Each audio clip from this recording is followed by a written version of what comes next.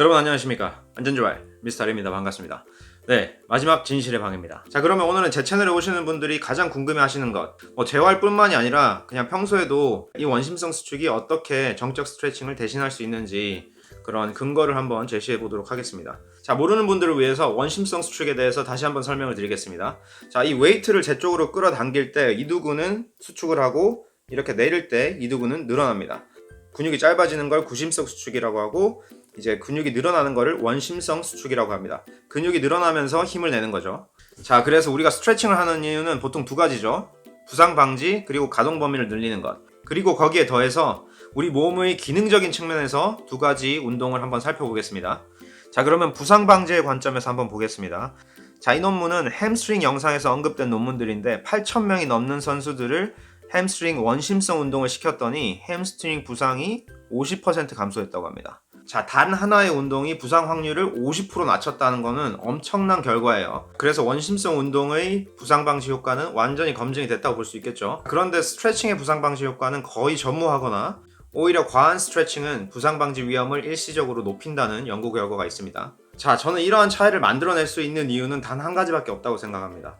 근육을 사용하는 것과 사용하지 않는 것. 자, 이런 스트레칭을 예를 들어서 설명을 해드리면, 이렇게 스트레칭을 하실 때 전혀 근육을 사용하지 않는 상태죠. 그런데 제가 보여드리는 그런 운동들에서 보시면은 저는 이렇게 저항을 주는 상태에서 강제적으로 근육의 길이를 늘리면서 스트레칭을 시킵니다. 자, 그러면 그 근육들은 늘어나는 가동 범위 내에서 사용이 되게 되고, 나중에 다시 스포츠 활동 중에 그런 새로 늘어난 가동 범위에서 근육을 사용해야 될 때 좀 더 효율성이 있다는 거죠. 그게 아니면 이러한 차이를 설명할 수 있는 길이 없어요. 자, 이거랑 거의 같은 동작입니다. 그런데 다른 점은 제가 근육을 사용한 것과 사용하지 않는 것 뿐이에요. 그죠? 자, 그래서 스코어는 1대 0입니다. 그 다음은 가동 범위를 늘리는 관점에서 한번 비교를 해보겠습니다. 자, 이건 영국 스포츠학회에서 발표된 논문인데, 원심성 운동이 근육의 길이를 늘린다는 지속적이고 강한 근거가 있다. 자, 근육의 근섬유가 실제로 늘어난다는 효과가 있다는 겁니다. 그런데 정적 스트레칭을 했을 때 가동 범위가 늘어나는 것은 일시적인 것이고, 이것마저도 근육이 스트레칭이 주는 부하에 잠깐 동안 적응을 한 것 때문이라고 하네요. 자, 스트레칭으로 일시적인 변화가 아니라 영구적인 근섬유의 변화를 이루려면 아주 강하게 오랜 시간 동안 해야 된다는 연구 결과도 있기는 한데, 제가 위에 말씀드렸죠. 과한 스트레칭은 오히려 부상의 위험을 높일 수 있다.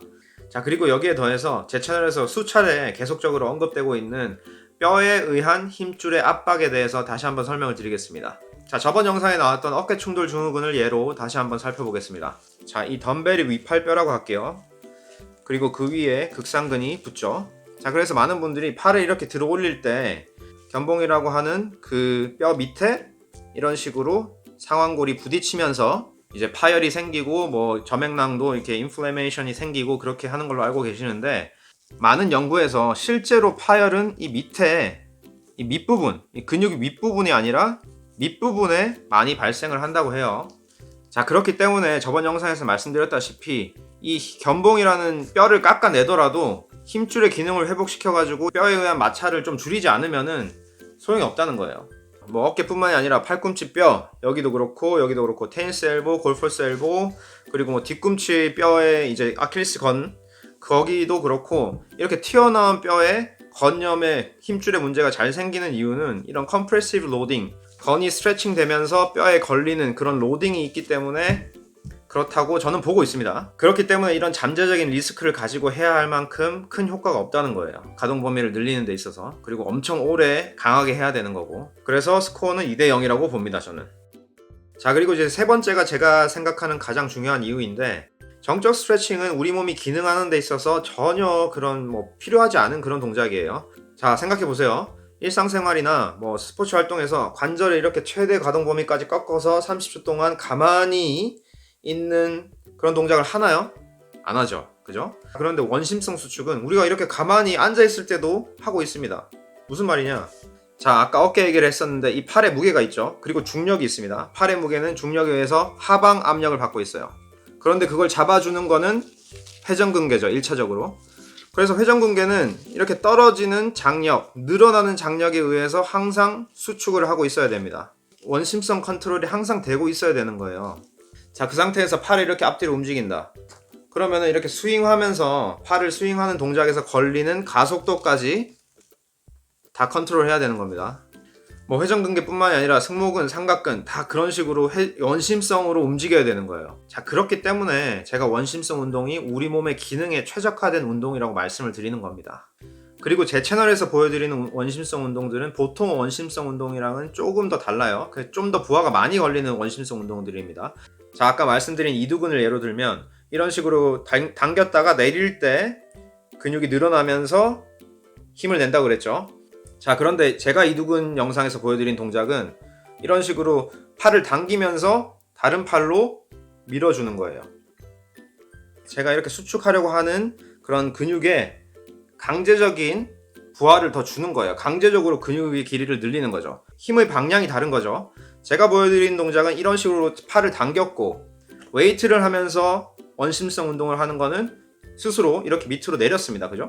자, 생각해보세요. 근육은 수축하고 싶어 하는데 우리가 강제적으로 근육을 잡아 째는 거예요. 찢는 거예요. 그럼 좀 더 많은 과부하가 발생합니다. 자, 너무 심한 과부하는 좋지 않지만 어느 정도의 과부하는 근육과 힘줄의 성장에 도움이 됩니다. 그러니까 원심성 운동의 최대 장점은 아주 적은 힘으로 최대 효과를 낼 수 있다는 겁니다. 그리고 이제 뭐 근육에 힘을 준 상태에서 스트레칭을 해준다는 그런 컨셉만 하시면은 정말 쉽습니다. 자, 그래서 오늘 정적 스트레칭과 원심성 운동의 차이에 대해서 살펴봤는데 저는 부상 방지, 가동 범위, 그리고 인체의 기능적인 움직임에 대한 측면에서 봤을 때 원심성 운동이 정적 스트레칭을 대신할 수 있다고 생각합니다. 그런데 이게 아직은 소수 의견이기 때문에 제가 이것만 해야 된다라고 강요드릴 생각은 없고 제 논리가 일리가 있다라고 생각하시는 분들은 원심성 운동을 하시면 되고